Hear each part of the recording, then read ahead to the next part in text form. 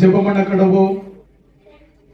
மகா இரக்கமுள்ள அன்பின் பரலோக பிதாவே, தேவன் அருளிய சொல்லி முடியாத ஈவுகளுக்காக துதிக்கிறோம், சோஸ்தரிக்கிறோம். அப்பா, 51வது மனமகிழ்ச்சியின் பண்டிகைக்காக விசேஷமாக இந்த அறுப்பு கால சோஸ்திர பண்டிகைக்காக உம்முடைய சமூகத்திலே ஜெபத்தோடு கடந்து வருகிறோம். அப்பா, உம்முடைய சமூகத்துல எங்களை அர்ப்பணிக்கும் வண்ணமாக எங்களை தாழ்த்தி தருகிறோம். ஆண்டவருடைய ஆளுகை இந்த பண்டிகை ஆராதனை மூலமாக எங்களுடைய வாழ்விலே கடந்து வர வேண்டும் என்று உம்முடைய சமூகத்திலே ஜெபிக்கிறோம். கடந்த காலங்களிலே நீ செய்த எல்லா நன்மைகளையும் நினைவு கூர்ந்து உம்முடைய சமூகத்துல உற்சாக பலிகளோடு நன்றி பலிகளோடு எங்களை ஒப்பு கொடுக்கிறோம்.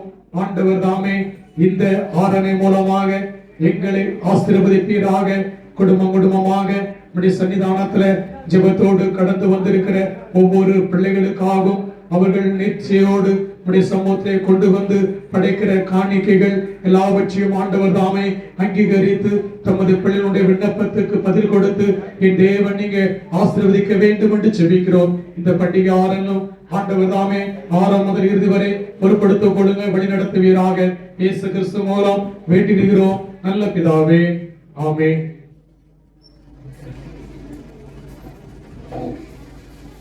பண்டிகை ஆராதனைக்கு ஆரம்பமாக நாம் யாவரும் எழுந்திருந்து கீதமும் கீர்த்தனைகளும் 358 பாடுவோம். 358வது பாடல்.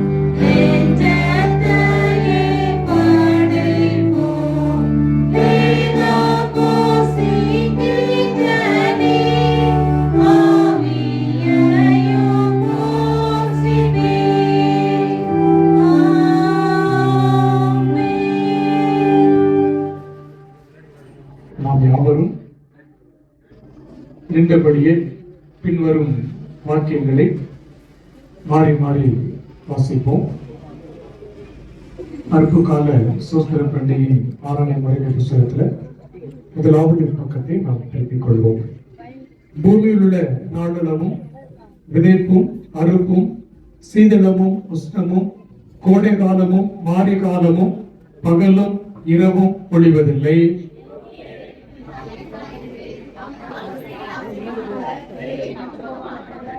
உன் கர்ப்பத்தின் கனியும் உன் நிலத்தின் கனியும் உன் மாடுகளின் பெருக்கமும் உன் ஆடுகளின் மந்தைகளுமாகிய உன் மிருக ஜீவன்களின் பலனும் ஆசீர்வதிக்கப்பட்டிருக்கும். நீ வயலில் உன் வேலைகளின் பலனை சேர்த்து தீர்த்த போது சேர்ப்பு கால பண்டிகையையும் ஆச்சரிப்பாயாக.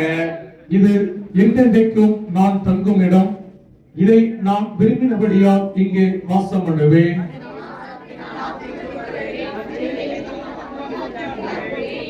இப்படி இருக்க சகோதர சகோதரிகளே, கர்த்தர் வருமளவும் நீடிய பொறுமையாயிருங்கள். இதோ பயிரிடுகிறவன் பூமியின் நற்பலனை அடைய வேண்டும் என்று முன்மாறியும் பின்மாறியும் வருமளவும் நீடிய பொறுமையோடு காத்திருக்கிறான்.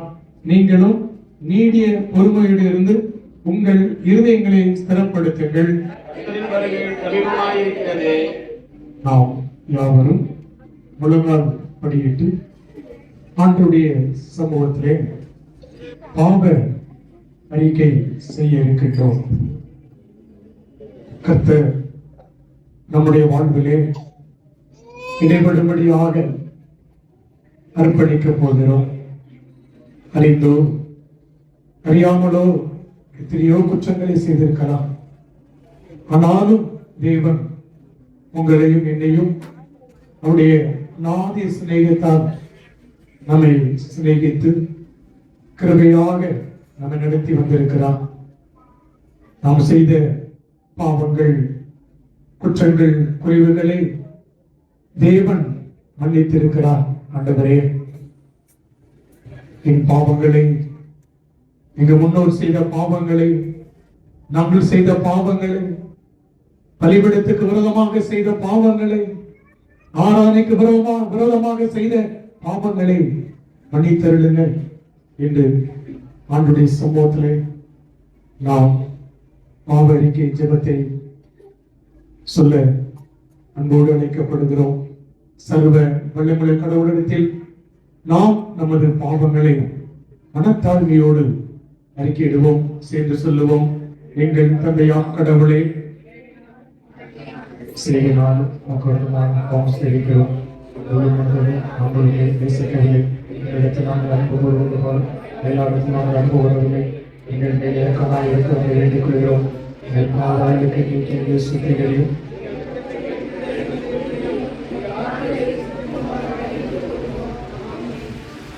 சர்வ வல்லமையும் மிகுந்த இரக்கமுள்ள ஆண்டவர் பாவ மன்னிப்பையும் பாவ நிவர்த்தியும் உங்களுக்கு கட்டளையிட்டருளி வாழ்க்கையை சீர்படுத்துவதற்கான காலத்தையும் தமது பரிசுத்த ஆவியின் கிருபையும் தேற்றறிவையும் தந்தருள்வாராக. ஆண்டவரை துதியுங்கள். நாம் யாவரும் எழுந்து நின்று துதிகளை ஏறெடுப்போம். ஆதியில் வானத்தையும் பூமியும் சிருஷ்டித்த பராபரனே, மாறி மாறி வருங்காலங்களையும் அனுகூலமான மழைகளையும் கட்டளையிட்டு பூமியை பராமரிக்கிற நேசரே, நீர் உண்டாக்கின மனுக்குலத்துக்கு பூலோகத்தை சுதந்திரமாக தந்திரளிய வல்லலே, சரீரத்துக்கும் ஆத்மாவுக்கும் வேண்டிய எல்லாவற்றையும் தந்து எங்களை காப்பாற்றி வருகிற தந்தையே, அறுப்பு காலத்துக்குரிய சந்தோஷத்தை தந்து எங்களை கழிவுற பண்ணுகிற அருள்நாதரே, உம் திருக்குமாரனாகிய இயேசு கிறிஸ்துவை எங்களுக்கு ஜீவ அப்பமாக தந்து எங்களை உயிர்ப்பிக்கிற ஜீவனுள்ள தேவனே, அவர் மூலமாய் நித்திய ஜீவனை பற்றிய எண்ணம் நன்னம்பிக்கையை எங்களுக்கு அருள் செய்யும் நித்தியரே, நாம் யாவரும் நின்றபடியே பின்வரும் சங்கீத தொகுப்பை நாம் மாறி மாறி வாசிப்போம். என் ஆத்மாவை கர்த்தரை சோஸ்தரி, என் முழுவதுமே அவருடைய பரிசுத்த நாமத்தை சோஸ்தரி. தேவரே, பூமி விசாரித்து அதற்கு நீர் பாய்ச்சுகிறேன். தண்ணீர் நிறைந்த தேவ நதியினால் அதை மிகவும் செழிப்பாக்குகிறேன். இப்படி நீர் அதை திருத்தி அவர்களுக்கு தானியத்தை விளைவிக்கிறேன்.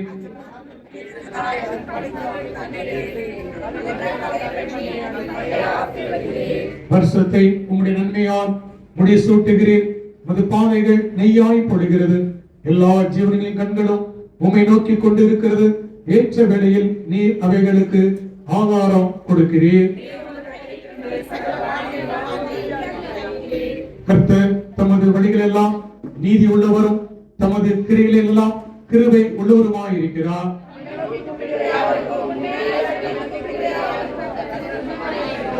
அவர் தமக்கு பயந்தருடைய விருப்பத்தின்படி செய்து அவர்கள் கூப்பிடுதலை கேட்டு அவர்களை ரட்சிக்கிறார்.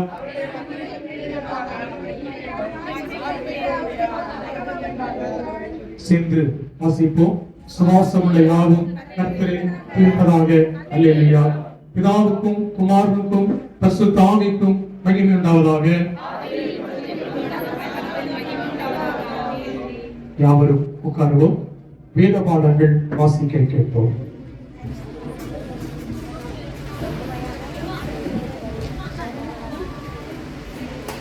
வாசிக்கும்படியாக தெரிந்து கொள்ளப்பட்ட பழைய ஏற்பாட்டு முதலாவது வேத பாடம் உபாகமம் 8வது அதிகாரம் 7ஆம் வசனம் முதல் 18ஆம் வசனம் வரை. உபாகமம் 8வது அதிகாரம் 7ஆம் வசனம் முதல் 18ஆம் வசனம் வரை. உன் தேவனாகிய கர்த்தர் உன்னை நல்ல தேசத்திலே பிரவேசிக்க பண்ணுகிறார். அது பள்ளத்தாக்குகளிலும் மலைகளிலும் இருந்து புறப்படுகிற ஆறுகளும் ஊற்றுகளும் ஏரிகளும் உள்ள தேசம். அது கோதுமையும் வார்கோதுமையும் திராட்சை செடிகளும் அத்தி மரங்களும் மாதுளஞ்செடிகளும் உள்ள தேசம். அது ஒலிவ மரங்களும் எண்ணெயும் தேனும் உள்ள தேசம். அது தாழ்ச்சி இல்லாமல் அப்பம் புசிக்கத்தக்கதும் ஒன்று உனக்கு குறைபடாததுமான தேசம். அது கல்லுகள் இரும்பாயிருக்கிறதும் செம்பு வெட்டி எடுக்கத்தக்க மலைகளும் உள்ளதுமான தேசம். ஆகையால் நீ புசித்து திருப்தி அடைந்திருக்கையில் உன் தேவனாகிய கர்த்தர் உனக்கு கொடுத்த அந்த நல்ல தேசத்துக்காக அவரை ஸ்தோத்திரிக்க கடவாய். உன் தேவனாகிய கர்த்தரை மறவாதபடிக்கும் நான் இன்று உனக்கு விதிக்கிற அவருடைய கற்பனைகளையும் நியாயங்களையும் கட்டளைகளையும் கைக்கொள்ளாமற் போகாதபடிக்கும் எச்சரிக்கையாயிரு. நீ புசித்து திருப்தியாகி நல்ல வீடுகளை கட்டி அவைகளில் குடியிருக்கும் போதும் உன் ஆடு மாடுகள் திரட்சியாகி உனக்கு வெள்ளியும் பொன்னும் பெருகி உனக்கு உண்டானவைகளை எல்லாம் வர்த்திக்கும் போதும் உன் இருதயம் மேட்டிமையடையாமலும் உன்னை அடிமைக்கான வீடாகிய எகிப்திலிருந்து புறப்பட பண்ணினவரும் உன்னுடைய பின்னாட்களில் உனக்கு நன்மை செய்யும் பொருட்டு உன்னை சிறுமைப்படுத்தி உன்னை சோதித்து கொள்ளிவாய் சர்ப்பங்களும் தேள்களும் தண்ணீர் இல்லாத வறட்சியும் உள்ள பயங்கரமான பெரிய வனாந்திர வழியாய் உன்னை அழைத்து வந்தவரும் உனக்காக பாறையான கண்மலைகளிலிருந்து தண்ணீர் படப்பட பண்ணுகிறவரும் உன் பிதாக்கள் அறியாத மன்னாவில் வனாந்திரத்திலே உன்னை போஷித்து வருத்தமா வந்தவருமான உன் தேவனாகிய கர்த்தரை நீ மறவாமலும் என் சாமர்த்தியமும் என் கைபலனும் இந்த ஐஸ்வர்யத்தை எனக்கு சம்பாதித்தது என்று நீ உன் இருதயத்தில் சொல்லிக் கொள்ளாமலும் இருக்க எச்சரிக்கையாயிரு. உன் தேவனாகிய கர்த்தரை நினைப்பாயாக. அவரே உன் பிதாக்களுக்கு ஆணையிட்டு கொடுத்த தம்முடைய உடன்படிக்கையை உறுதிப்படுத்தும்படி இந்நாளில் உனக்கு உண்டாயிருக்கிறது போல ஐஸ்வர்யத்தை சம்பாதிக்கிறதுக்கான பலனை உனக்கு கொடுக்கிறவர். வாசிக்கும்படியாக குறிக்கப்பட்ட எழுது பகுதியை வாசிக்க அழைக்கிறேன். வாசிக்கும்படியாக கொடுக்கப்பட்ட 2வது வேத பகுதி அப்போஸ்தலர் பவுல் கொரிந்தியருக்கு எழுதின 2வது நிருபம் 8வது அதிகாரம் 1ஆம் வசனம் முதல் 7 வசனங்கள் முடிய.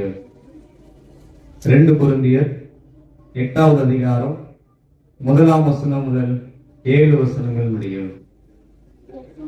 அன்றியும் சகோதரரே, மகதோனியா நாட்டு சபைகளுக்கு தேவன் அளித்த கிருபையை உங்களுக்கு அறிவிக்கிறோம். அவர்கள் மிகுந்த உபத்திரவத்தினாலே சோதிக்கப்படுகையில் கொடிய தரித்திரம் உடையவர்களாய் இருந்தும் தங்கள் பரிபூரண சந்தோஷத்தினாலே மிகுந்த உதாரத்துவமாய் கொடுத்தார்கள்.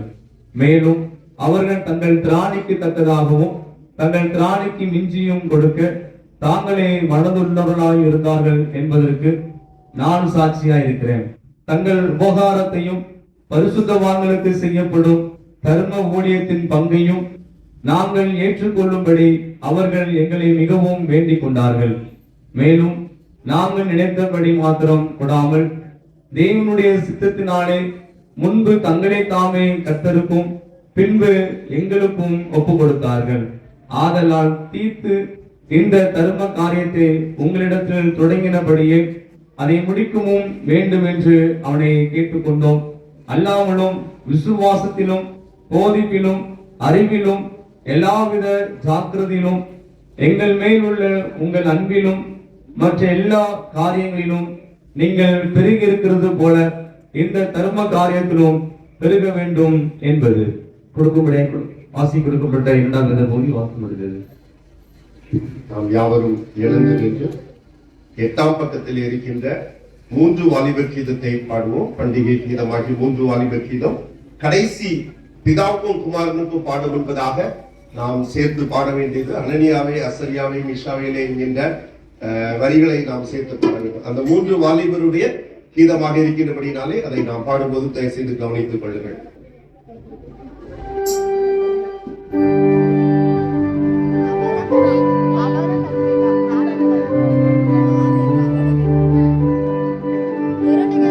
ஐந்தாம் பக்கத்திலே உள்ளது.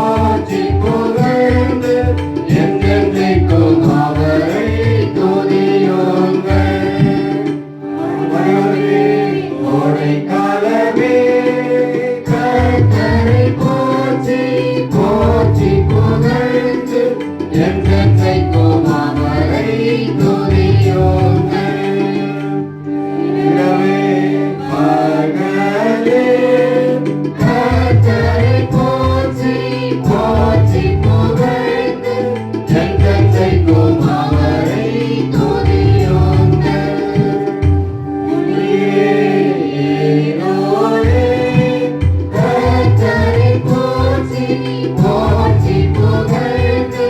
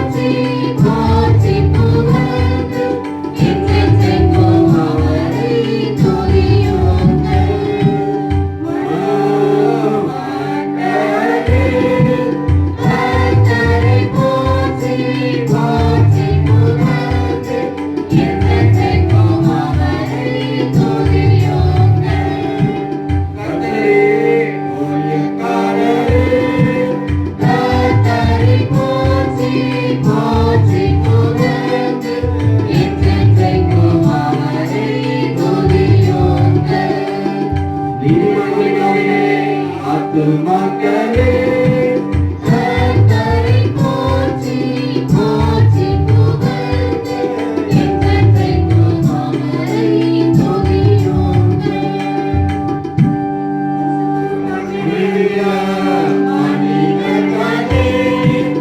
கர்த்தரை போற்றி போற்றி புகழ்ந்து என்றென்றைக்கும் அவரை துதியுங்கள்.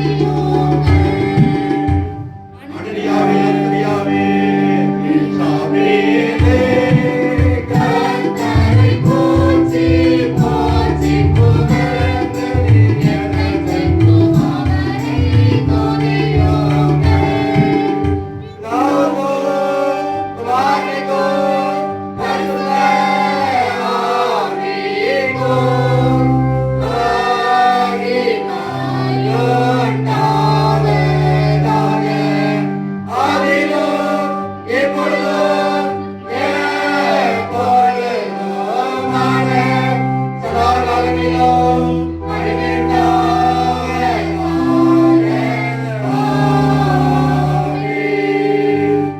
நீண்ட வண்ணமாகவே விசுவாச பிரமாணத்தை யாவரும் சேர்ந்து சொல்லுவோம். 7ஆம் பக்கத்திலே உள்ளது.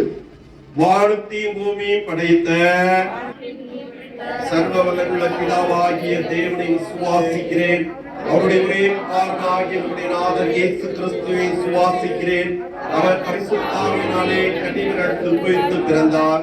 புதிர்வாக்கின் காலத்தில் பாடுபட்டு சிலுவையில் அறையுண்டு மரித்து அடக்கம் பண்ணப்பட்டு பாதாளத்தை இறங்கினார். 3ஆம் நாள் மரித்தோடு எழுந்தருளினார். மறுபடியும் ஏறி சர்வ வல்லமையுள்ள பிதாவாகிய தேவனுடைய வலது பார்சத்தில் வீற்றிருக்கிறார். அவரிடத்திலிருந்து உயிருள்ளோரை மருத்துவரை நியாயம் தீர்த்து வருவார். பரிசுத்தாவி விசுவாசிக்கிறேன். பொதுவாயிருக்கிற பரிசுத்தமை பரிசுத்த ஐக்கியமும் பாவ மன்னிப்பும் சரீரம் தொழுதும் நித்திய ஜீவனும் உண்டு என்று விசுவாசிக்கிறேன். ஆமென். கர்த்தர் உங்களோடு இருப்பாராக. ஜெபம் செய்வோம். கர்த்தாவே எங்களுக்கு இறங்கும். கர்த்தாவே எங்களுக்கு இறங்கும். பரமண்டலங்களில் இருக்கிற ராஜ்யம் வருவதாக. சித்தம் பரமண்டலத்தை செய்யப்படுகிறது போல பூமியிலே செய்யப்படுவதாக. அன்றுள்ள அப்பத்தை எங்களுக்கு இன்று தாரும். எங்களுக்கு விரோதமாய் குற்றம் செய்கிறவர்களுக்கு நாங்கள் மன்னிக்கிறது போல எங்கள் குற்றங்களை எங்களுக்கு மன்னியும். எங்களை சோதனைக்கு பிரவேசிக்கப்படாமல் தீமையிலிருந்து எங்களை ரட்சித்துக் கொள்ளும். ராஜ்யமும் வல்லமையும் மகிமையும் என்னென்றைக்கும் உடையவைகளே. ஆமென். நாம் நம்முடைய விண்ணப்பங்களை ஆண்டவருடைய சமூகத்தில் ஏறெடுப்போம். ஏறெடுக்கின்ற ஒவ்வொரு விண்ணப்பத்திற்கும் மறுமொழியாக நாங்கள் வேண்டிக் கொள்கிறதை கேட்டவர்களும் தயவுள்ள கர்த்தாவே என்று சொல்ல உங்களை அன்பாய் கேட்டுக்கொள்கிறேன். தேவரீர் உம்முடைய அடியராகி எங்களுக்கு செவி சாய்த்து நாங்கள் உயிரோடு இருக்கும் நாளெல்லாம் எங்களை ஆசீர்வதித்து காப்பாற்றி அருள வேண்டும் என்று தேவரீர் மலைகளின் நல்ல காலங்களையும் கொடுத்து எங்களையும் மற்ற எல்லா மனிதரையும் போஷித்தருள வேண்டும் என்று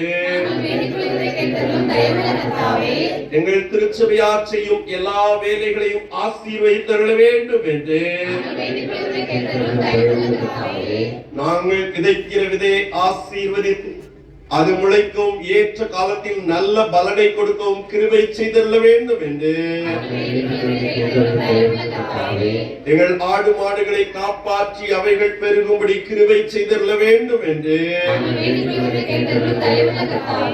தேவரீர் தந்தருடைய நன்மைகளை நாங்கள் ஏற்றவாறு அனுபவிக்கும்படி நன்றியதில் உள்ள இருதயங்களை எங்களுக்கு தந்தருள வேண்டும் என்று பசியாயிருக்கிறவர்களுக்காகவும் ஒன்றும் இல்லாதவர்களுக்காகவும் பரிதவித்து அவர்களுக்கு வேண்டியது எல்லாவற்றையும் கட்டளையிட்டருள வேண்டும் என்று நாங்கள் பிறருக்கு நன்மை செய்து உம்மை மகிமைப்படுத்தும்படி தேவரீர் எங்களுக்கு நல் மனதை கொடுக்க வேண்டும் என்று உம்முடைய வீட்டார் யாவரும் உண்மையோடு மன உற்சாகத்தோடு ஊழியம் செய்யும்படி அவர்களை உடைய ஆவியினாலே நடத்தியருள வேண்டும் என்று திருச்சபை நிறைந்த தேவ பக்தியுள்ள அமெரிக்கையோட உண்மை செய்து எல்லா மனிதருக்கும் ஒளியாய் இருக்கும்படி தேவரீர் சத்தியத்தால் அதை பிரகாசிக்கு தள்ள வேண்டும் என்று இரக்கமுள்ள தேவனே உமது கையை திறந்து பூமியை செழிப்பாக்கி சகல பிராணிகளின் வாஞ்சியும் திருப்தி செய்து ஆசீர்வதித்து வருகிறீரே. தேவரீர் கிருபை கூர்ந்து செய்கிற எல்லா நன்மைகளுக்காகவும் உம்மை ஸ்தோத்திரிக்கிறோம். எங்களுக்கு சரீர சம்ரட்சணையாகும், விசேஷமாக எங்கள் ஆத்துமாக்களுக்கு ஞான ஆகாரமாகும் தேவரீர் ஏற்படுத்தி இருக்கிற எல்லா நன்மைகளுக்காகவும் உம்மை போற்றுகிறோம். கர்த்தாவே, நாங்கள் கடைசியில் உமது பரமராஜ்யத்தில் சேர தகுந்தவர்களாய் இருக்கும்படி நாளுக்கு நாள் உமது கிருபை அடைந்து தேரும் உமது திருச்சபையில் நிலைத்திருந்து போரிடப்படவும் அருள் புரிய வேண்டும் என்று எங்கள் கர்த்தராகிய இயேசு கிறிஸ்துவை முன்னிட்டு தாழ்மையாய் மன்றாடுகிறோம். தயவுசெய்து உட்காருங்கள்.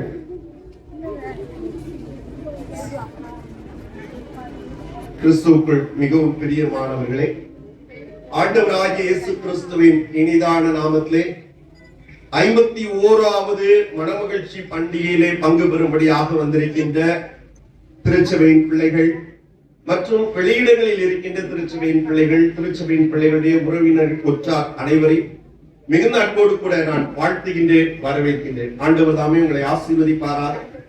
இந்த பண்டிகை நம்ம ஒவ்வொருவருக்கும் மிகுந்த ஆசீர்வாதமான பண்டிகையாக இருக்க ஆண்டவர் கிருபை செய்வாராக. நான் அடிக்கடி சொல்லுகிறதை நான் சொல்லுகிறேன், ஒருவேளை வெளியிருந்து வந்திருக்கவங்களுக்கு தெரிஞ்சிருக்காது. ஆராதனை நடைபெறும் போது எக்காரணம் கொண்டு பக்கத்துல இருக்கவங்க என்ன செய்ய வேண்டாம், என்ன செய்ய வேண்டாம்.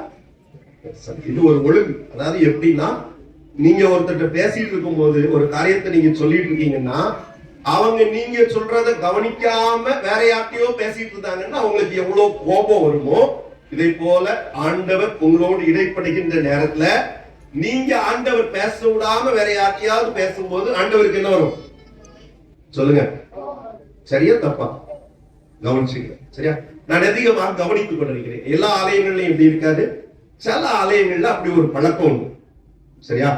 ஆகவே நான் அன்பாய் கேட்டுக்கொள்கிறேன், நீங்க யாரா இருந்தாலும் சரிதான், எவ்வளவு பெரிய பணக்காரர்களா இருந்தாலும் சரி, எவ்வளவு கொஞ்சம் வருமானமுடைய ஏழையா இருந்தாலும் சரி, இந்த இடத்துக்கு வந்த பிறகு நாம எல்லாரும் கடவுளுக்கு முன்னால சமம். நானும் பெரிய ஆள் கிடையாது, நீங்களும் பெரிய ஆள் கிடையாது. கடவுளுக்கு முன்னால நாம் எல்லாரும் சமம். ஆகவே எந்த உணர்வு இருந்தாலும், நான் பெரியவன், நான் பெரியவள் அப்படிப்பட்ட உணர்வு இருந்திருந்தாலும், ஐயோ நான் குறைவானவன், குறைவானவள் அப்படிங்கிற எண்ணம் இருந்தாலும், தயவு செய்து அதை மறந்து கடவுளுக்கு முன்னால இருக்கிறோம் என்கின்ற ஒரு சிந்தையோடு அமர்ந்திருக்க நான் உங்களை அன்பாய் கேட்டுக்கொள்கிறேன். இந்த நாளிலே, இந்த ஆராதனையிலே மத்தியிலே ஆண்டவருடைய வார்த்தையை பகிர்ந்து கொடுக்கும்படியாக அருள் திரு ராஜா கிறிஸ்டோபர் ஐயா அவர்கள் வந்திருக்கின்றார்கள். அனைவர் சார்பிலே நான் ஐயாவை மிகுந்த அன்போடு கூட வாழ்த்துகின்றேன், வரவேற்கின்றேன். இந்த ஐயாவை இதுக்கு முன்னால நான் பார்த்திருக்கேன்னு சொல்றவங்க யாரும் கொஞ்சம் கையை தூக்கி காட்டுங்க பார்க்கலாம். பெரியவங்க எல்லாம் கண்டிப்பா பார்த்திருப்பீங்க. உங்க கோபுரம் எப்ப பிரதிஷ்டை செய்யப்பட்டது? கோபுரம் எப்ப பிரதிஷ்டை பண்ணாங்க? 2006. 2006ஆம் ஆண்டு இதே நாளிலே மகாகணம் பேராயர் ஐயாவோடு உடன் வந்த போதகர் தான். அவங்க பிஷப் சாப்ளினாக 5 ஆண்டுகள் ஊழியம் செய்திருக்கிறார்கள். கண்டிப்பா அவங்க சாப்ளினா இருக்கும்போது உங்களை திடப்படுத்தல் ஆராதனைக்கு முன்னாடி ஆயத்தப்படுத்தி இருப்பாங்க. அப்போ நீங்க பார்க்கலன்னா நான் என்ன செய்ய முடியுங்கிறது தெரியல. சரியா? 2006ஆம் ஆண்டிலே அவர்கள் இங்கு இருந்து இங்கு நம்முடைய ஆலயத்தின் அந்த கோபுர பிரதிஷ்டையிலே பேராயரோடு இருந்து எல்லா ஆயத்தங்களையும் செய்து நமக்கு பண்ணி கொடுக்க வந்தவர்கள். அதோடு கூட அவர்கள் தற்போது NGO ஏ காலனி ஜவஹர் நகர் சேகரம் என்று சொல்லுகிறோம், அங்கு ஆண்டவருடைய ஊழியத்தை செய்து வருகிறார்கள். நம்முடைய சேகரத்தின் சார்பிலே நாம் எந்த நேரத்திலே உதவி கேட்டாலும் அவர்கள் மகிழ்ச்சியோடு செய்கின்றவர்கள். ஊழியத்தின் பாதையிலே நாங்கள் மிக நெருக்கமானவர்கள். அவர்கள் தூத்துக்குடியிலே இப்பொழுது பெரிய சேகரம் மில்லர்புரம் என்று இருக்கிறது, அது சேகரமாக உருவான புதிதிலே முதலாவதாக திருமண்டல சபை ஊழியராக அவர்கள் அங்குதான் நியமனம் செய்யப்பட்டார்கள். அப்பொழுது அந்த ஆலயத்திலே செய்தி கொடுக்கும்படியாக என்னை அழைத்திருக்கின்றார்கள். அதைத் தொடர்ந்து அவர்கள் எங்களுடைய கல்லூரியிலே, நான் படித்த வேதாகம கல்லூரியிலே பெங்களூரிலே உள்ள யுனைடெட் தியாலஜிக்கல் காலேஜிலே அவர்கள் வேதாகமத்தை படித்தவர்கள். திருமண்டலத்திலே பல்வேறு பொறுப்புகளிலே இருந்தவர்கள். குறிப்பாக காது கேளாதவர்கள் மத்தியிலே செய்யப்படுகின்ற ஊழியத்திலே அவர்கள் 5 ஆண்டுகள் இருந்து 6 ஆண்டுகள் இருந்து அதிலே காது கேளாத மக்கள் மத்தியிலே ஞாயிறு ஆராதனைகளை அவர்கள் நடத்தி இருந்தார்கள். அதோடு கூட அவர்கள் அந்த காது கேளாத பிள்ளைகளுக்காக கன்வென்ஷன் கூட்டங்களை மிக சிறப்பாக ஒழுங்கு செய்து நடத்தினார்கள். வருடத்திற்கு ஒரு முறை அந்த கன்வென்ஷன் கூட்டம் நடைபெறும். பல பகுதிகளில் இருந்து இந்த மக்கள் வந்து இந்த கன்வென்ஷன் கூட்டங்களிலே கிட்டத்தட்ட ஒரு 1000 பேர் பங்கு பெறுவார்கள். 700 இருந்து 800 பேர் காது கேளாதவர்கள், காது கேட்காத ஆண்கள் பெண்கள் 700 இருந்து 800 பேர் குற்றாலத்தை நடத்துகின்ற, வருடத்திற்கு ஒரு முறை நடத்துகின்ற கன்வென்ஷன் கூட்டங்களிலே பங்கு பெறுவார்கள். அதை அவர்களுக்கு மிக பொறுப்பாக இருந்து நடத்தினார்கள். அவர்களுடைய நாட்களிலே தான் அநேக இடங்களிலே பிரான்ச்சஸ்ல இந்த காது கேளாதவருக்கான ஆராதனைகள் துவக்கப்பட்டது. பல இடங்களிலே, தூத்துக்குடியிலே, அதே போல சங்கரம் கோயில், விக்ரமசிங்கபுரம், இந்த பகுதியிலே வள்ளியூர் போன்ற பகுதிகளிலே சிறப்பான ஒரு ஊழியத்தை அவர்கள் துவக்கி ஆராதனைகள் அவர்களுக்கு இருக்கின்ற இடங்களிலே நடத்த வேண்டும் என்ற ஒரு முயற்சி செய்யப்பட்டது. ஆகவே அவர்கள் இந்த நாட்டிலே நம்மோடு இருப்பது ஆண்டவர் கொடுத்த பெரிய கிருபை. அவர்களுக்காக நாம் ஆண்டவரை ஸ்தோத்தரிப்போம். அவர்களோடு கூட இந்த காலையிலே நம்ம மத்தியிலே ஆண்டவருடைய வார்த்தையை பகிர்ந்து கொடுத்த திருநெல்வேலி ஜங்ஷன் சேகர தலைவர் அருள் திரு ஏசாயா ராஜாசிங் ஐயா அவர்களும் நம்ம மத்தியிலே இருக்கின்றார்கள். அவர்களை நான் அன்போடு கூட வாழ்த்துகின்றேன், வரவேற்கின்றேன். காலையிலே செய்தி கொடுத்து விட்டு நீங்கள் மதிய ஆராதனையிலும் எங்களோடு இருங்கள் என்று சொன்ன போது அவர்கள் மகிழ்ச்சியோடு ஏற்றுக்கொண்டார்கள். அவர்கள் சொன்னது போல அவர்களும் ஊழியத்தின் பாதையிலே மிக நெருக்கமான நண்பர். பல விதங்களிலே நாங்கள் ஒருவரோடு ஒருவர் சந்தித்து பேசிக் கொள்வது உண்டு. ஊழியத்தின் பாதையிலே நான் அழைக்கின்ற நேரங்களில் எந்த இடத்துக்கு கூட்டாலும் உடனடியாக அவர்கள் வந்து உதவி செய்கின்றவர்கள். அவர்களுக்காக ஆண்டவரை ஸ்தோத்திரிப்போம். நம்மோடு கூட செவல் சபை ஊழியர் செய்கிற சபை ஊழியர் வேனியஸ் அவர்கள் இருக்கிறார்கள். அவர்களை நான் நம்மோடு கூட வாழ்த்துகின்றேன், வரவேற்கின்றேன். அதே போல நம்முடைய சபைகள் கோபாலசமுத்திரம் சபையின் சபை ஊழியர் சாத்ரா சார் அவர்களும், திடியூர் சபை ஊழியர் திரு ஜான் அவர்களும் நம்மோடு கூட இருக்கிறார்கள். அவர்களையும் நான் அன்போடு கூட வாழ்த்தி வரவேற்கின்றேன். இவர்களை நம்முடைய சேகரத்தில் வந்து வேறு சபை ஊழியர்கள் யாரும் வந்திருப்பதாக எனக்கு தெரியவில்லை. ஆகவே நாம் அவர்களுக்காக ஆண்டவரை ஸ்தோத்திரிப்போம். சபையின் ஊழியங்களுக்காக நாம் அதிகமாக ஜெபிப்போம். ஒவ்வொரு நாளும் அதிகாலை 5:15 மணிக்கு தினந்தோறும் ஆராதனை நடைபெறுகிறது. அதே போல மாலையில 7:30 மணிக்கு ஆராதனை நடைபெறுகிறது. விசேஷித்த ஆராதனைகள், சுகமளிக்கும் ஆராதனை, அதே போல லித்தானிய ஆராதனைகள் குறிப்பிட்ட நாட்களிலே நடைபெற்று வருகிறது. எல்லாரும் உற்சாகமாக பங்கு பெற்று வருகின்றார்கள். ஆண்டவரை ஸ்தோத்திரிக்கிறேன். தொடர்ந்து நாம் கர்த்தருடைய சமூகத்திலே உற்சாகமாக பங்கு பெறுவோம். பண்டிகையின் நோக்கம் என்ன என்று நாம் கேட்கும் பொழுது, பண்டிகையை நாம் எதற்காக நடத்துகிறோம் என்றால் ஆண்டவருக்கு நன்றி செலுத்துவதற்காக நடத்துகிறோம். ஆண்டவர் ஒரு பஸ்கா பண்டிகை குறித்து சொல்லுகிறார். இஸ்ரேல் மக்களுடைய விடுதலையை கொண்டாடுகின்ற ஒரு பண்டிகை, ஆண்டவருக்கு துதி செலுத்துகின்ற பண்டிகை. ஆகவே இந்த பண்டிகை கொண்டாடுவதனுடைய நோக்கம் ஆண்டவருக்கு நன்றி செலுத்துவது. சிலர் போய் சொல்லியிருக்காங்க, ஐயா இந்த ஐயரு காணிக்கையை பற்றி நிறைய பேசுறாரு அப்படின்னு சொல்லியிருக்காங்க. சரியா? இங்க உள்ளவங்க இல்ல, இன்னொரு ஊர்ல இருந்து. அப்ப என்னிடத்துல பேசின ஒரு போதகர் சொன்னாரு, நான் 29 வருஷம், அவரு ஐரோடாகி 29 வருஷம் ஆயிடுச்சு. சரியா? அவர் சொல்ற, நான் 29 வருஷம் ஆச்சுது காணிக்கைய பற்றியே கோயில்ல பேசினதே இல்லை அப்படின்னு சொன்னார். அப்போ எனக்கு ரொம்ப வேதனை ஆகி போச்சு. நான் சொன்னேன், ஐயா நீங்க உங்க வேலையை என்ன செய்யல, உங்க வேலைய செய்யல. பைபிள்ல ஆண்டவருக்கு கொடுப்பதை குறித்து நிறைய பேசியிருக்கு. ஆண்டவர் பண்டிகைகளை கொண்டாடும் போது என்னென்ன விதத்தை, நான் அதை பற்றி பிரசங்கம் பண்ணவங்களுக்கு வரல, பிரசங்கம் பண்ணதுக்கு வந்திருக்க ஐரோடு வேற சொல்றேன். இதை குறித்து சொல்ல வேண்டும். கர்த்தருடைய பிள்ளைகளாக நாம் ஆண்டவருக்கு உற்சாகமாக கொடுப்பதற்குத்தான் பண்டிகைகள் ஆயத்தம் செய்யப்படுகிறது. அப்ப எப்படி கொடுக்கணும்னு நினைச்சீங்கன்னா, நீங்க இந்த பண்டிகைக்காக உங்க வீட்டுல செய்த ஆயத்தங்கள், இன்னைக்கு ட்ரெஸ் வாங்கினது, சாப்பாட்டுக்கு செலவு பண்ணது, அங்க இங்க அலைஞ்சி பண்டிகைக்காக நிறைய பலகாரங்கள் வாங்கினது, இதெல்லாம் யாருக்காக செஞ்சிருக்கீங்க? யாருக்காக? யாருக்காக செஞ்சிருக்கீங்க? கடவுளுக்கா உங்களுக்காகயா? உங்களுக்காக செஞ்சிருக்கீங்க. இப்போ இன்னைக்கு வரை நம்ம உயிரோட இருப்பதற்கு, நம்மை பாதுகாத்த, வேலை செய்வதற்கு வேண்டிய, நம்ம எல்லாம் இதெல்லாம் வாங்குறதுக்கு வேண்டிய வருமானத்தை கொடுத்த கடவுளுக்கு நம்ம எந்த அளவுக்கு நன்றி செலுத்தணும்? நான் அடிக்கடி சொல்லியிருக்கேன், சொல்லும்போது சொல்றேன். ஒரு ஊர்ல, பக்கத்து ஊர்ல, நான் ஊர் பேரை சொல்ல விரும்பல, ஒரு கவுன்சில் சேர்மன் இதை போல பண்டிகையில பிரசங்கம் பண்ண வந்தாங்க. காணிக்க வாங்கிட்டு இருக்காங்க.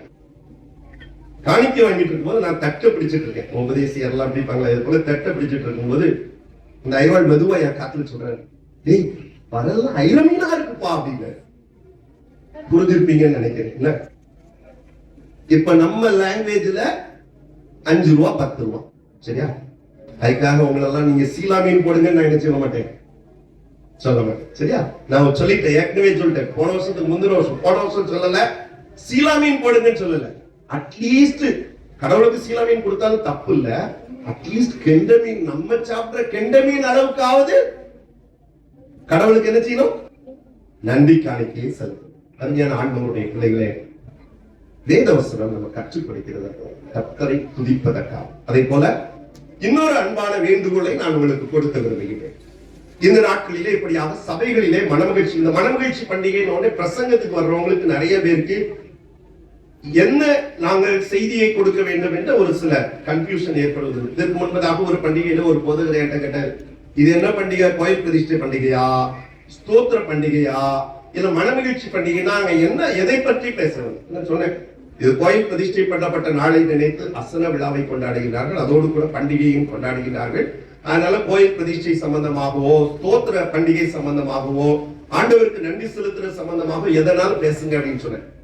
என் ஆண்டவருடைய பிள்ளைகளே, சபை அளவிலே கொண்டாடுகின்ற பண்டிகையினுடைய பெயர் மனமகிழ்ச்சி பண்டிகை என்று வைத்திருக்கிறோம். நம்முடைய சேகர் அளவிலே நாம் ஒரு பண்டிகை கொண்டாடுகிறோம். என்ன பண்டிகை? என்ன பண்டிகை? ஸ்தோத்திர பண்டிகை. இன்னைக்கு நிறைய சபைகள்ல நான் கவனித்துக் கொண்டு வருகிறபடினாலே சொல்லுகிறேன், இந்த பண்டிகையோட முடிச்சிடுறாங்க. அதுக்கப்புறம் ஸ்தோத்திர பண்டிகைன்னு ஒண்ணு நடக்கல பாஸ்டேட் அளவுல, அதுக்கு யாருமே என்ன செய்வதில்லை, பங்கு பெறுவதில்லை. நான் சின்ன பிள்ளையா இருக்கும்போது எனக்கு நல்ல ஞாபகம் இருக்கு, எங்க சேகர தலைமை இடத்துல பண்டிகை நடக்கும் போது எங்க ஊர்ல ஒருத்தர் இருக்க மாட்டாங்க. எல்லாரும் மத்தியான சாப்பாடை ரெடி பண்ணிட்டு காலையில நற்கரண ஜபத்துக்கு போயிருவோம். நற்கரண ஜபம் முடிஞ்ச உடனே அங்க பக்கத்துல தண்ணி நிறைய இருக்கும், கால்வாய், ஆறு, இப்படி எங்கேயாவது ஒரு இடத்துல போய் உட்கார்ந்து சாப்பிட்டுட்டு மத்தியான பண்டிகை ஆராதனைக்கு வந்துருவோம். அதுக்கப்புறம் இரவிலே நிகழ்ச்சி முடிந்த பிறகுலாம், அப்பெல்லாம் இப்படி சாப்பாடுலாம் கொடுக்க மாட்டாங்க, எல்லாம் நம்ம பொறுப்பு தான், வீட்டுல இருந்தா கொண்டு போகணும். எல்லாம் ராத்திரி முடிஞ்ச பிறகு வீட்டுல வந்துதான் சாப்பிட்டோம். கடைகளும் அந்த அளவுக்கு இருக்காது. 2 கிலோமீட்டர் நடந்து சென்று பண்டிகைகளிலே பங்கு பெற்றோம். அதே போல உங்கள் எல்லாருக்கும் ஒரு அன்பான வேண்டுகோள் நான் கொடுப்பது என்னவென்றால், ஆகஸ்ட் மாதத்திலே சேகர அளவிலான ஸ்தோத்திர பண்டிகை நடைபெறும் போதும் எல்லாரும் நிச்சயம் சொல்லுங்க, உற்சாகமாக பங்கு பெற வேண்டும். சரியா?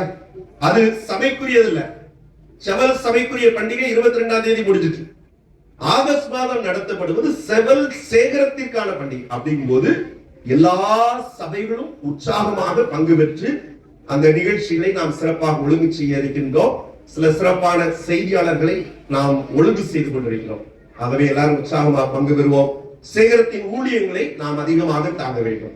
சேகரத்தின் ஊழியங்களை தாங்குவதற்காக உங்களுடைய கரங்களிலே மாதந்தோறும் தசம பாக காணிக்கை கவர் என்று ஒன்று கொடுக்கப்படுகிறது. அந்த காணிக்கையில நீங்க 100 ரூபாய் வச்சீங்கன்னா 50 ரூபாய் சபைக்கு கொடுத்து விடுவோம், 50 ரூபாய் சேகரத்திற்கு கொடுத்து விடுவோம். ஆகவே உற்சாகமாக நாம் கர்த்தருடைய சமூகத்தை ஆண்டவருக்கு நன்றி செலுத்துவோம். சபை அளவிலே பண்டிகைகளிலே நாம் பங்கு பெறுவது போல அதே உற்சாகத்தோடு சேகர அளவிலே பங்கு பெறுவோம். ஆண்டவர் நம்மை ஆசீர்வதிப்பாராக. ஆண்டவர் செய்த எல்லா நன்மைகளுக்காகவும் ஆண்டவருக்கு ஸ்தோத்திரம் செலுத்துவோம். இந்த பண்டிகையை மிக சிறப்பாக அருமையான சபை ஊழியரோடு சேர்ந்து திருச்சபையின் பிள்ளைகள் அநேகர் உற்சாகமாக ஆயத்தம் செய்திருக்கிறீர்கள். பல விதங்களிலே நீங்கள் இதற்காக உழைத்திருக்கிறீர்கள், கொடுத்திருக்கிறீர்கள், இதற்காக அங்கும் இங்கும் அலைந்து திரிந்திருக்கிறீர்கள். ஆண்டவர் தாமே உங்கள் ஒவ்வொருவரையும் ஆசீர்வதிப்பாராக. இப்பொழுது ஆண்டவருடைய வார்த்தையை கேட்பதற்கு ஆயத்தமாக நாம் பாடலை பாடுவோம். பாடல் முடிந்த பின்பு ஐயா மத்தியிலே செய்தி கொடுப்பார்கள். அதைத் தொடர்ந்து காணிக்கைக்காக பாடல் பாடும் பொழுது நாம் முன்பாக வந்து ஐயா காணிக்கை எடுப்பார்கள். நம்ம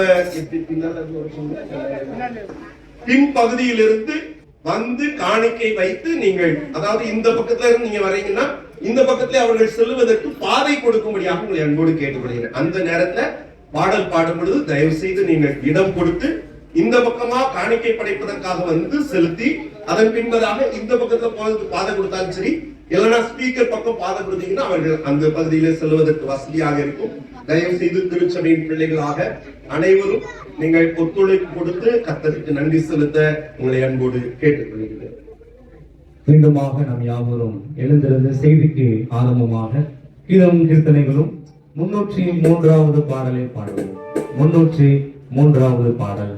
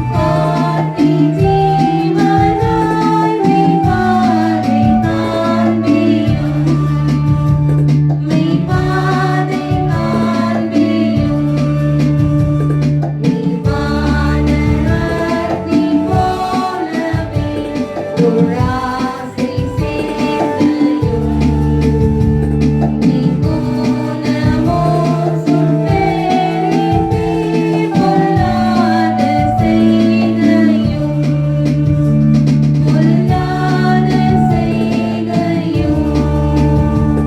நான் பாடி போலும் கீரங்கோவில் வேற்ற நேரத்தில் செழிப்புண்டாக செய்திடும் பாலான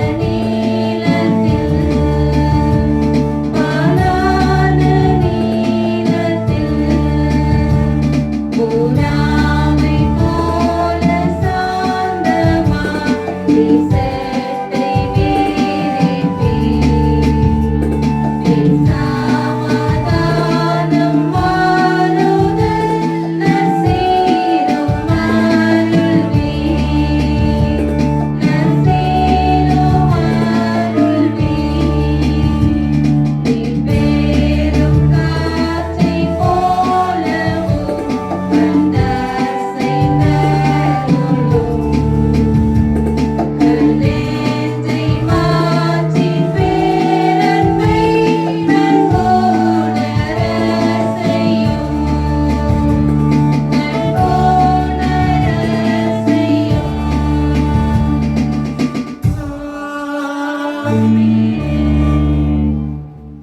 தயவாக அமர்வோம். ஆண்டவரும் இரட்சகருமாகிய இயேசு கிறிஸ்துவின் நிதான நாமத்தினாலே உங்கள் அனைவரையும் வாழ்த்துகின்றேன். ஆண்டவருடைய நிறைவான கிருபையும் சமாதானமும் மன மகிழ்ச்சியும் நம் அனைவரோடு கூட இருப்பதாக. 51வது மனமகிழ்ச்சி பண்டிகையை கொண்டாடி கொண்டிருக்கின்ற உங்களை கர்த்தர் ஆசீர்வதிப்பாராக.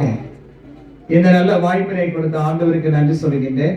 என்னை அழைத்த உங்களுடைய சேகர குருவானவர் அருள் திரு A.J. நேசர் பாண்டியன் ஐயா அவர்களுக்கு என்னுடைய நன்றியை நான் தெரிவித்துக் கொள்கின்றேன். அவனமாக ஐசையா ராஜசிங் ஐயா அவர்களுக்கும் என்னுடைய நன்றியை தெரிவித்துக் கொள்கின்றேன். சபை ஊழியர்கள் உங்கள் யாவருக்கும் என்னுடைய நன்றியை நான் உரித்து ஆக்குகின்றேன். ஐயா அவர்கள் சொன்னதை போல நாங்கள் 2 பேரும் இனிய நண்பர்கள். ஐயா அவர்கள் மெத்த படித்தவர்கள், MTH முடித்திருக்கின்றார்கள். அதை மேலாகவும் போஸ்ட் கிராஜுவேஷன் பண்ணியிருக்கின்றார்கள். அவ்விதமாக அதிகமாக படித்த ஒரு குருவானவர் உங்கள் மத்தியிலே பணி செய்வது உங்களுக்கு மிகுந்த ஆசீர்வாதம். இந்த நாளிலுமாக தியானிப்பதற்காக எடுத்துக்கொண்ட வேத வசனம் நீதிமொழிகளின் புத்தகம் 3ஆம் அதிகாரம் 9ஆம் 10ஆம் வசனங்கள்.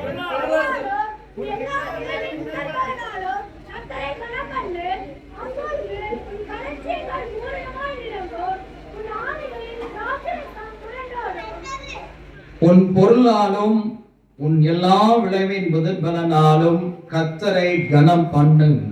அப்பொழுது உன் களஞ்சியங்கள் பூரணமாய் நிரம்பும், உன் ஆலைகளில் திராட்சரசம் புரண்டோடும்.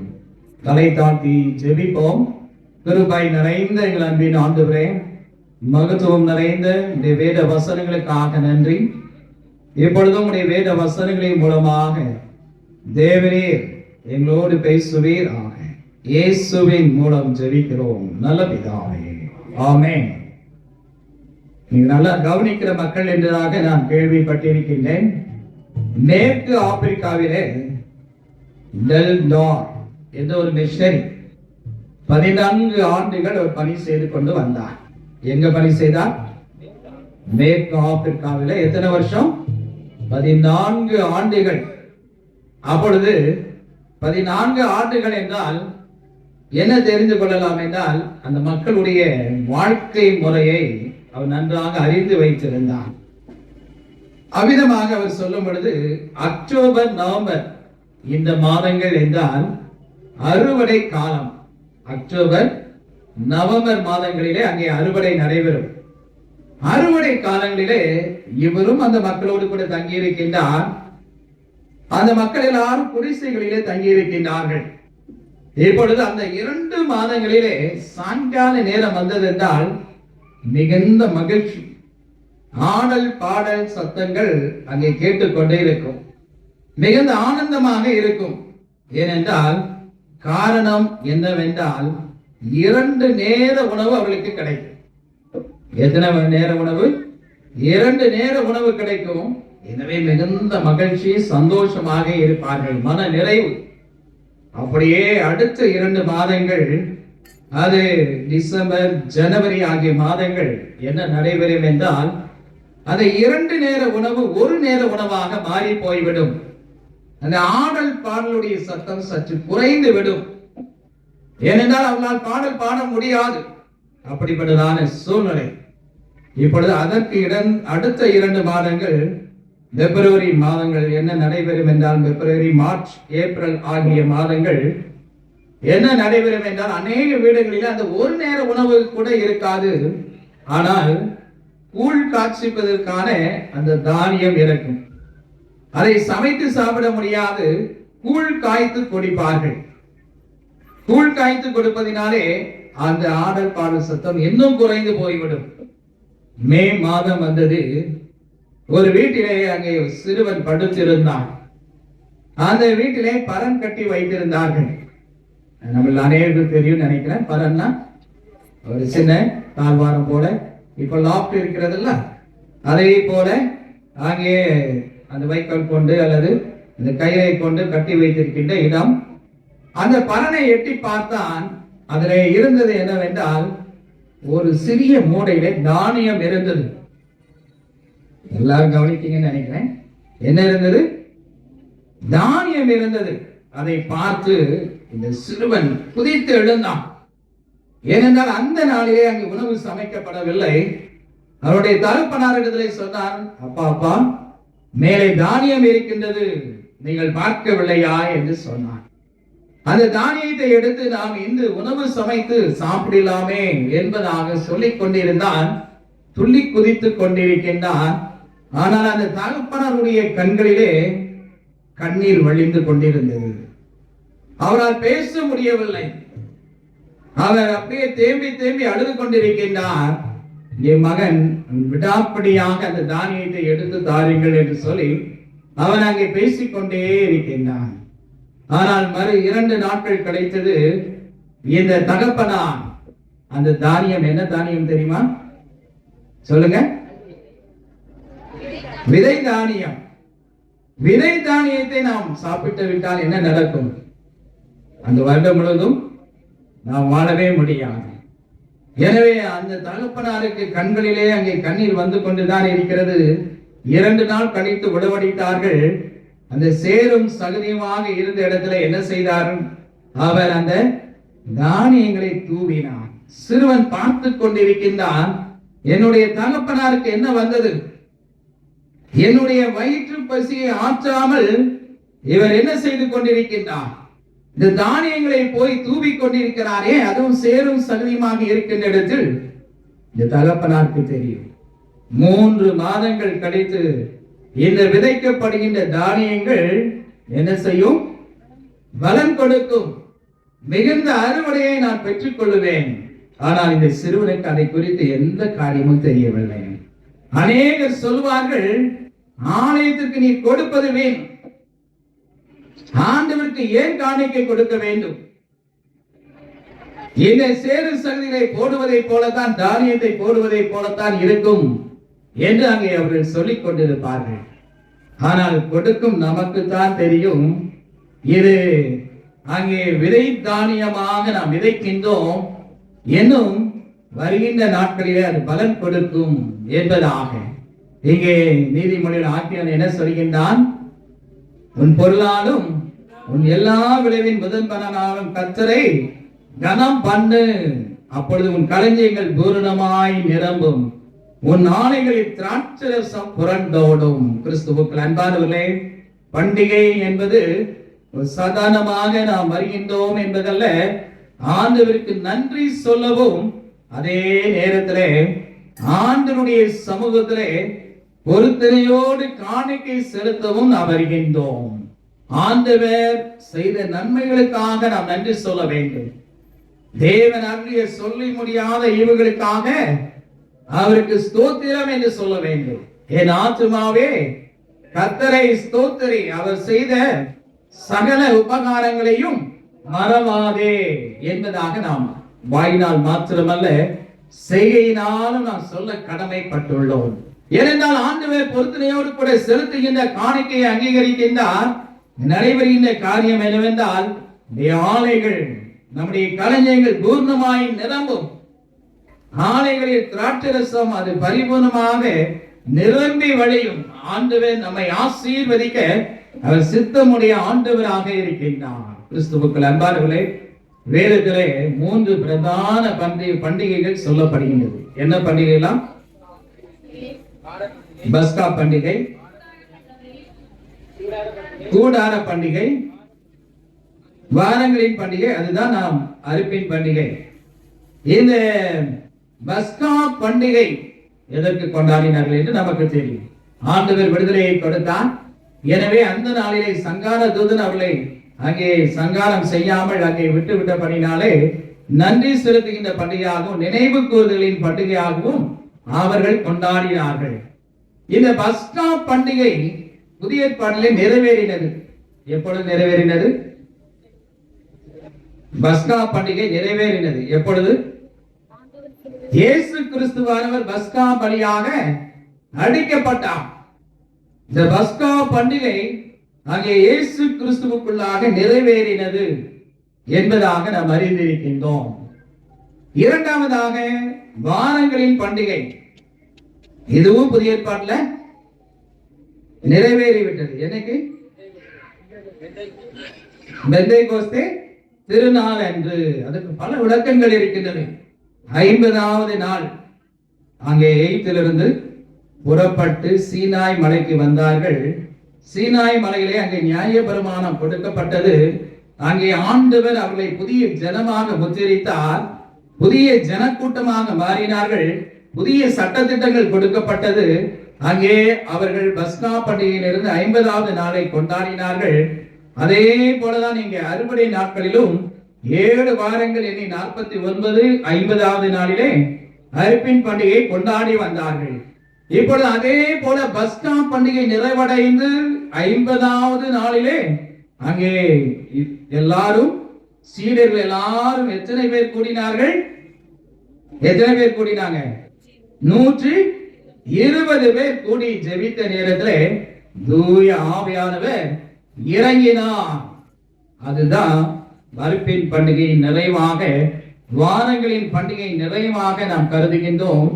இந்த நாளிலே அழகான ஒரு பாடல் நாம் பிரசங்கத்திற்காக படித்தோம். என்ன பாடல்?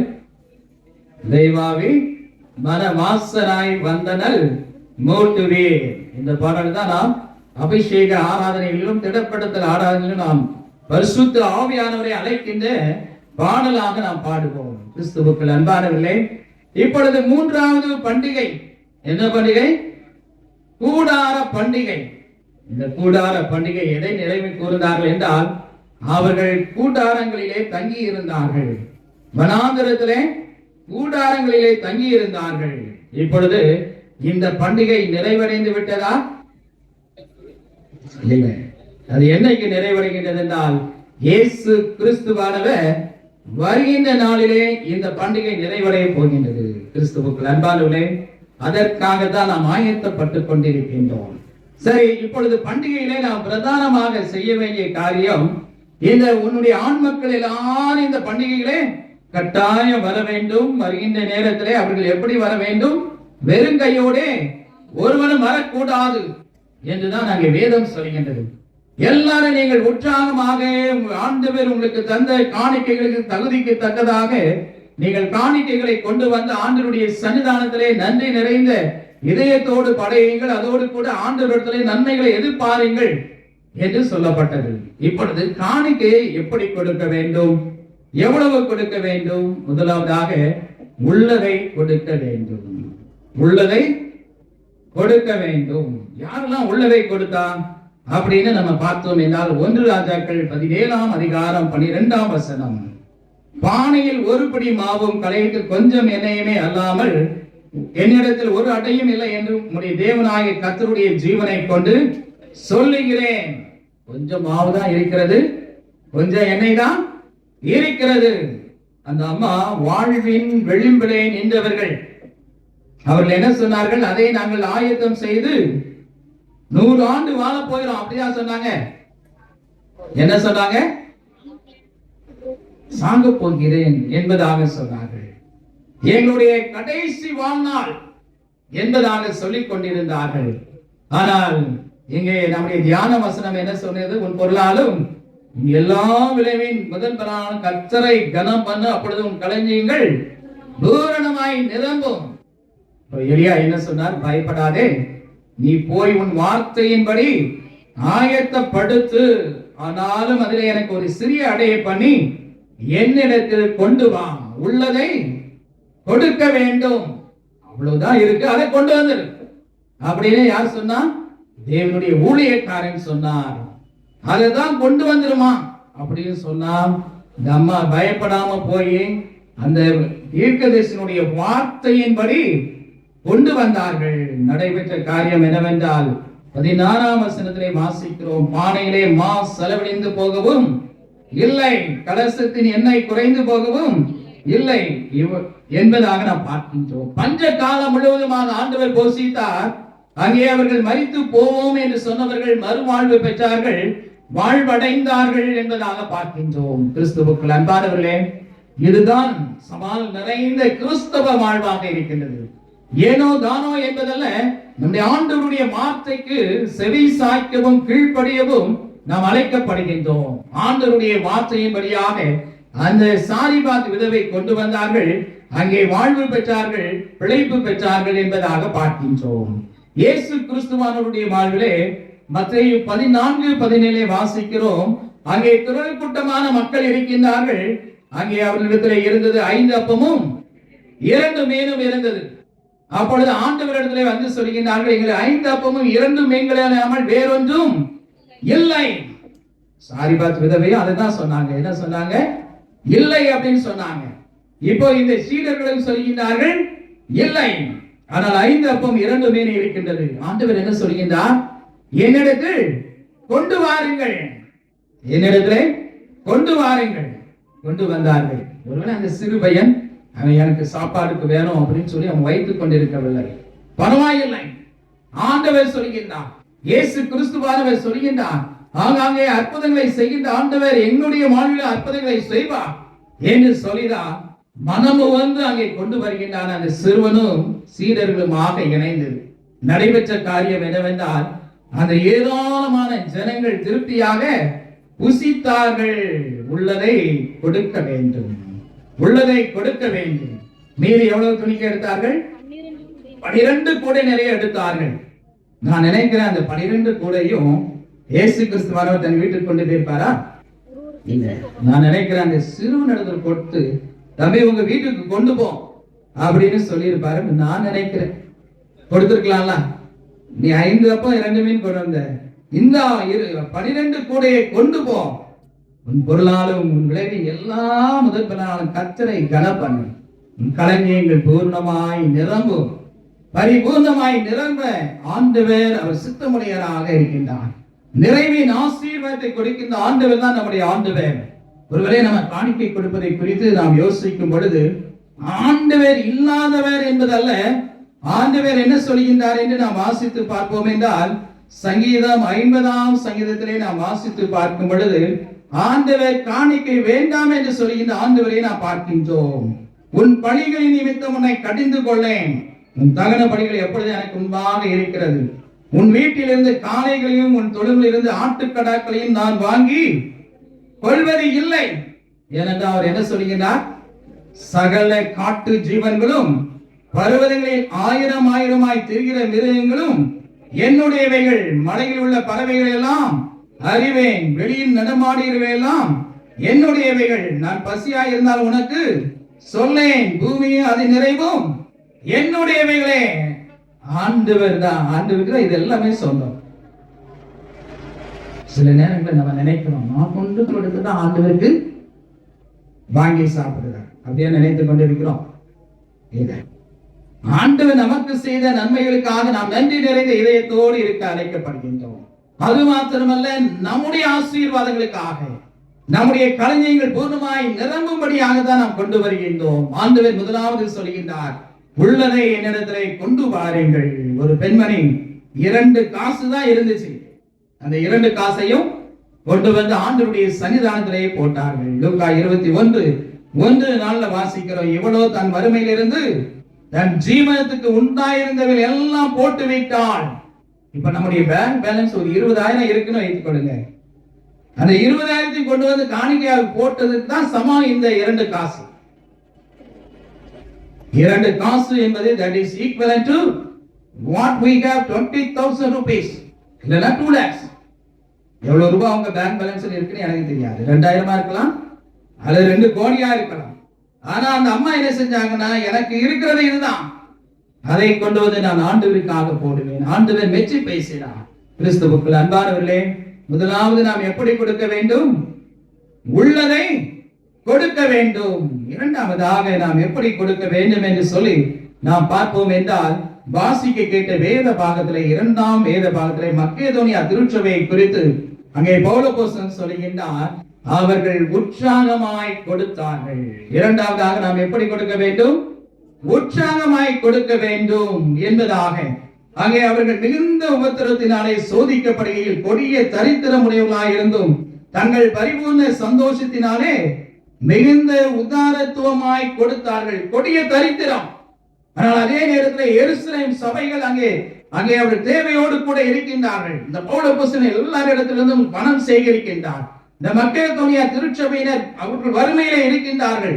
பரவாயில்லை, எருசலேம் திருச்சபையாருக்கு நாங்கள் கொடுக்க வேண்டும் என்று சொல்லி அவர்கள் அங்கே உதாரத்துவமாய் கொடுத்தார்கள் என்பதாக பார்க்கின்றோம். அது மாத்திரமல்ல, 8:3 வாசிக்கிறோம், அவர்கள் தங்கள் திராணிக்கு தக்கதாகவும் தங்கள் திராணிக்கு மிஞ்சியும் கொடுக்க தாங்களே மனது உள்ளவர்களாய் இருந்தார்கள் என்பதற்கு நான் சாட்சியாய் இருக்கிறேன். கிறிஸ்துவுக்குள் அன்பானவர்களே, அந்த மக்கேதோனியா திருச்சபையினர் உற்சாகமாய் கொடுத்தார்கள். யாத்திராகமம் புத்தகம் 25ஆம் அதிகாரம் 2ஆம் வசனம் வாசிங்க.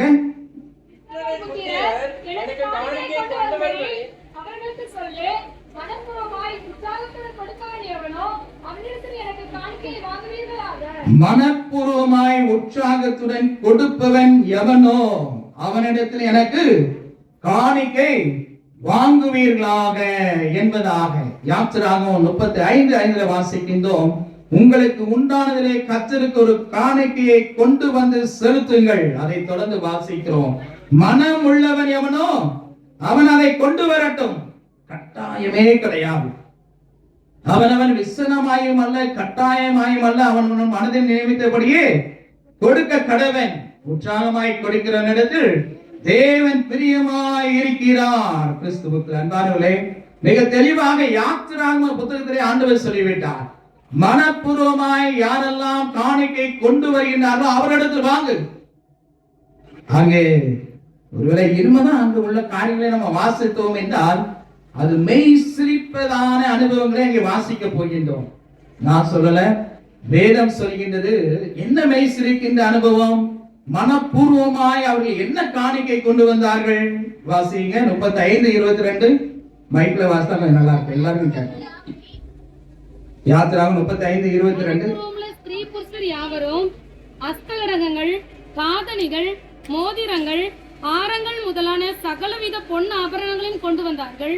கர்த்தருக்கு காணிக்கை செலுத்தின ஒவ்வொருவனும் பொன்னை காணிக்கையாக செலுத்தினான். மனப்பூர்வமல்ல, ஸ்திரீ புருஷர் யாவரும் அஸ்தகங்கள், காதணிகள், மோதிரங்கள், ஆரங்கள் முதலான சகலவித பொன் ஆபரணங்களையும் கொண்டு வந்தார்கள். கர்த்தருக்கு காணிக்கை செலுத்தின ஒவ்வொருவனும் பொன்னை காணிக்கையாக செலுத்தினான். காணிக்கை கொண்டு வருவதற்கு அங்கு வரிசையாக நின்று கொண்டிருக்கின்றார்கள். எல்லாரும் என்ன கொண்டு வந்தார்கள்? பொன்னை கொண்டு வந்தார்கள். நம்மளால இட்ஸ் இம்பாசிபிள், அப்படிதானே? நாங்க இங்க எப்படியா காணிக்க தங்க காணிக்கலாம் போட முடியும்?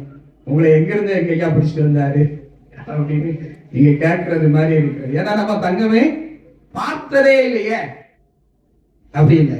ஆண்டவன் நம்மையும் ஆசீர்வதித்திருக்கின்றான். அவர் இன்னும் என்ன சொல்கின்றார்? உன் களஞ்சியங்கள் பூர்ணமாய் நிரம்பும். உன்னுடைய லாக்கர்ஸ் நிரம்பி வரையும். லாக்கர்ல இடம் இல்லாமல் போகும்படியாக ஆண்டவரால் ஆசீர்வதிக்க முடியுமா? முடியாதா? முடியும். உன் பொருளாலும் உன் எல்லா விளைவின் முதல் பலனாலும் கர்த்தரை கனம் பண்ணு. வேதத்தில் அப்படி கொண்டு வந்தார்கள். அங்கே காணிக்கை கொண்டு வந்த ஒவ்வொருவனும் பொன்னை காணிக்கையாக கொண்டு வந்தார்கள். கிறிஸ்துவுக்குள் அன்பானவர்களே, சொல்லிக்கொண்டே போகலாம். 1 நாளாகமம் 29ஆம் அதிகாரத்தில் நாம் பார்க்கும் பொழுது ஆலயத்துக்காக காணிக்கை கொண்டு வர வேண்டும் என்று சொன்ன நேரத்தில் அங்கே எல்லாரும் அங்கே அதைத்தான் கொண்டு வந்தார்கள். தங்க காணிக்கை பொன்னை அங்கே கொண்டு வந்தார்கள். தாவீது ஏராளமான பொன்னை அவனுடைய சொந்த காணிக்கையாக அவன் கொடுத்தான் என்று பார்க்கின்றோம். அங்கே சொல்கின்ற ஒரு காரியம் என்னவென்றால் 2 நாளாகமம் 29:14 அவன் சொல்கின்றான், இப்படி மனப்பூர்வமாய் கொடுக்கும் திராணி உண்டாவதற்கு நான் எம்மாத்திரம், என் ஜனங்கள் எம்மாத்திரம், எல்லாம் உம்மால் உண்டானது, எல்லாம் உம்மால் உண்டானது. சொல்லுங்க பாப்போம். எல்லாம் உம்மால் உண்டானது, உமது கரத்திலே வாங்கி உமக்கு கொடுக்கிறோம். இன்னைக்கு நம்ம 100 ரூபாய் காணிக்கப்பட போறோம், 5000 ரூபாய் காணிக்கப்பட போகிறோம். எல்லாமே ஆண்டவர் கொடுத்தது அல்லவா? ஆண்டவர் தான் கொடுத்தார். உழைக்கும்படியாக பலனையும் சுகத்தையும் ஞானத்தையும், ஒருவேளை ஐடி கம்பெனில ஒர்க் பண்ணோம் என்றால் சிறந்த ஞானம் அவசியமாக இருக்கின்றது, சாதுரியம் அவசியமாக இருக்கின்றது, புத்தி கூர்மையை ஆண்டவர் கொடுக்கின்றார். அல்லது நம்முடைய வயல்களிலே பணி செய்ய வேண்டும் என்றால் இன்று பலன் வேண்டி இருக்கிறது. இந்த பலனை ஆண்டவரே தருகின்றார். தாவீது நன்றாக அறிந்து வைத்திருந்தான். ஆண்டவரே, இது உம்மால் உண்டானது, உமது கரத்திலே வாங்கி உமக்கு கொடுக்கிறோம். இது எங்களால் உண்டானது அல்ல, எங்களுடைய உழைப்பு அல்ல, உம்முடைய கரத்திலே நாங்கள் வாங்கி இருக்கின்றோம். நீ தந்த ஆசீர்வாதங்கள், இந்த குழந்தை செல்வங்கள், சந்ததி சந்ததியாக நாங்கள் வாழ்ந்து கொண்டிருக்கின்றோமே, இந்த வீடுகள் நிலங்கள் எல்லாம் ஆண்டவரால் நமக்கு பரிசளிக்கப்பட்டது. ஆண்டவரே, உங்களுடைய கரத்திலே வாங்கினதை நாங்கள் உமக்கு கொடுக்கிறோம் என்று சொல்லி அங்கே அவர்கள் கொடுத்தார்கள். கிறிஸ்துவுக்குள் அன்பானவர்களே, நாம் எல்லாருக்கும் நன்றாக தெரிந்த வசனம் மல்கியா 3:10 வாசித்து பார்க்கும் பொழுது, என் ஆலயத்திலே ஆகாரம் உண்டாயிருக்கும்படி தசம பாகங்களை எல்லாம் பண்டசாலைகளை கொண்டு வாருங்கள், அப்பொழுது நான் வானத்தின் பலகணிகளை திறந்து இடம் கொள்ளாமல் போக மட்டும் உங்கள் மேல் ஆசீர்வாதத்தை வருஷிக்க மாட்டேனோ என்று அதனால் என்னை சோதித்து பாருங்கள் என்று சேனைகளை கர்த்தர் சொல்கிறார். இந்த நாளிலே நாம் சோதித்து பார்க்க ஆண்டவருடைய சமூகத்திலே நாம் வந்திருக்கின்றோம். ஆண்டவர் நம்முடைய காணிக்கையை ஏற்றுக்கொள்கின்றார், நம்மை ஆசீர்வதிக்கின்றார். நம்முடைய காரியங்கள் எதிர்வரும் ஆண்டிலே பூர்ணமாய் நிரம்பி வழியும். அது எந்த விதமான வேலையாக இருக்கலாம், பணிகளாக இருக்கலாம். நாம் எதிர்பார்க்கின்ற நன்மைகளை ஆண்டவர் கொடுப்பதற்கு அவர் சித்தமுடையவராக இருக்கின்றார். வெறுங்கையாய் வராமல் உள்ளதை கொண்டு வர வேண்டும். இரண்டாவதாக உற்சாகமாய் கொண்டு வர வேண்டும். மூன்றாவதாக மிக முக்கியமானது உள்ளத்தை கொடுக்க வேண்டும். யாரெல்லாம் இன்னைக்கு உள்ளத்தை கொடுக்க போறீங்கன்னு தெரியல.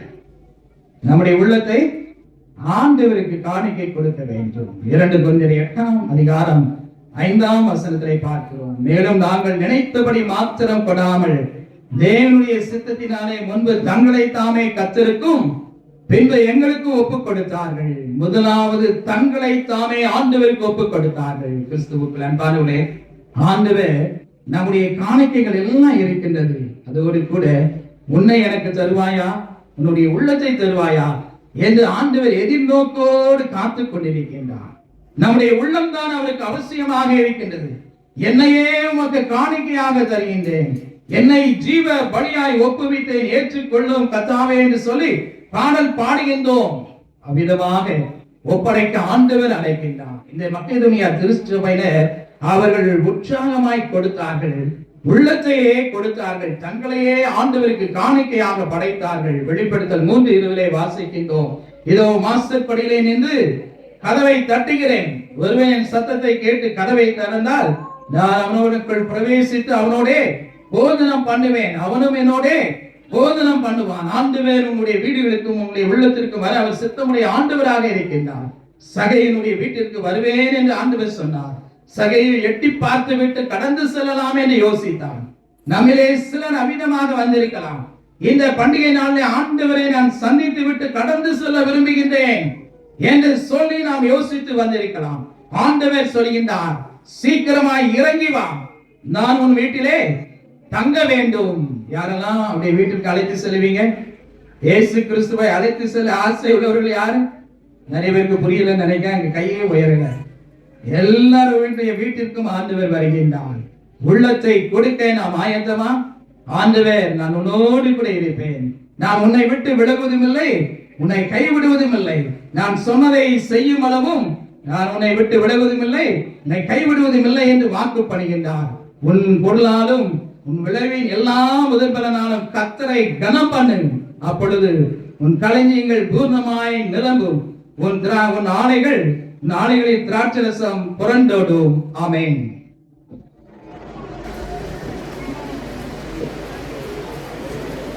இந்த நாளிலே நமக்கு ஆண்டவருடைய வார்த்தையை பகிர்ந்து கொண்டது அருமையான அவர்களுக்கு ராஜா கிறிஸ்டோபர் ஐயா அவர்களுக்கு சபை சார்பிலே நன்றி செலுத்துகிறோம்.